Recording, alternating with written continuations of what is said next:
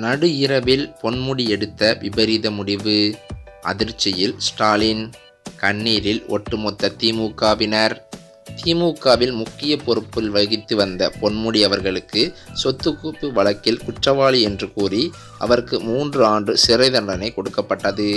இதனையடுத்து பொன்முடியும் மனைவி விசாலாட்சி இருவரின் வயது மற்றும் மருத்துவ காரணங்களை சுட்டிக்காட்டி குறைந்தபட்ச தண்டனை விதிக்க வேண்டும் என்று கைகூப்பி கோரிக்கை விடுத்தார். அதற்கு தங்களுக்கு மேல் உள்ள நீதிமன்றமான உச்சநீதிமன்றத்தில் நிவாரணம் கோரலாம் என நீதிபதியும் தெரிவித்திருந்தார். தண்டனை நிறுத்தி வைக்கப்பட்டுள்ளதால் அமைச்சர் பொன்முடி மற்றும் அவர் மனைவி விசாலாட்சி ஆகியோர் சிறை செல்ல வேண்டிய அவசியமில்லை.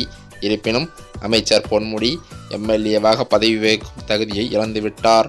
அதோடு மட்டுமல்லாமல் 30 நாட்கள் அவகாசம் அவருக்கு கொடுக்கப்பட்டிருக்கிறது.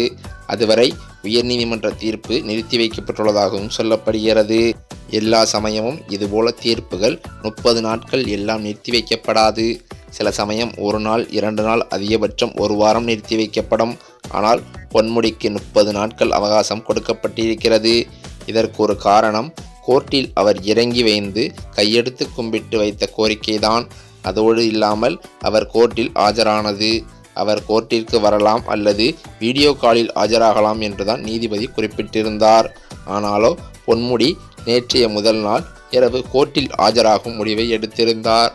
வீடியோ காலில் வந்தால் நீதிபதியின் கோபத்திற்கு ஆளாக நேரிடும் என்றும் நீதிபதியின் மனநிலையை மாற்ற இது உதவாது என்பதால் பொன்முடி நேரில் ஆஜராகி இருக்கிறாராம். இரவோடு இரவாக அவர் எடுத்த முடிவுதான் நேற்றைய முந்தைய தினம் அவருக்கு சாதகமாக மாறியது என்கிறார்கள்.